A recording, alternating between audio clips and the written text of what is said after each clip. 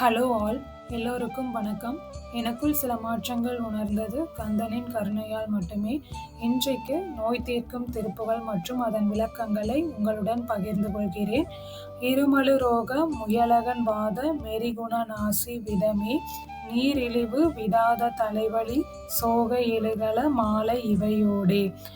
இருமல், வாதம், வலிப்பு, எரியும் குணமுள்ள மூக்கு மற்றும் விஷ நோய்கள், நீரிழிவு நோய், விடாத தலைவலி, இரத்த சோகை, கழுத்தை சுற்றி உண்டாகும் மாலை போன்றவை, பெருவயிறீலை, எரிகுலை சூளை, பெருவலி வேறு முல நோய்கள், நுரையீரலில் உண்டாகும் சளி, நெஞ்செரிச்சல், தீராத வயிற்று வலி மற்றும் பெருவலியுடன் கூடிய பிற நோய்கள், பிறவிகள் தோறும் எனை நலியாத படியுணதாள்கள் அருள்வாயே.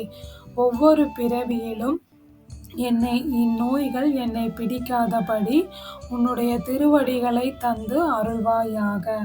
வருமொரு கோடி அசுரர்பதாதி மடிய அநேக இசைபாடி, வருமொரு கால வைரவராட வடிசுடர் வேலை விடுவோனே.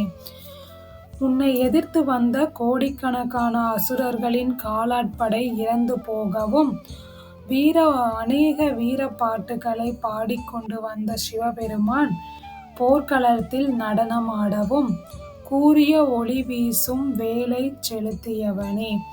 தருநிழல் மீதில் உறைமுகிலூர்தி தருதிரு மாதின் மணவாளா, கற்பக விருட்சங்களின் நிழலில் வசிக்கும் மேக வாகனன், இந்திரன் வளர்த்த அழகிய பெண் தேவயானையின் மணவாளனே. சலமிடை பூவின் நடுவினில் வீறு தனிமலை மேவு பெருமாளே.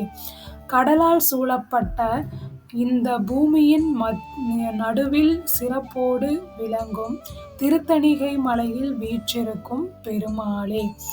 முருகனின் பாதங்களில் மலர்களை தூவி தினமும் திருப்புகழை பாடி கந்தனின் கருணையை அனைவரும் பெறுவோம்.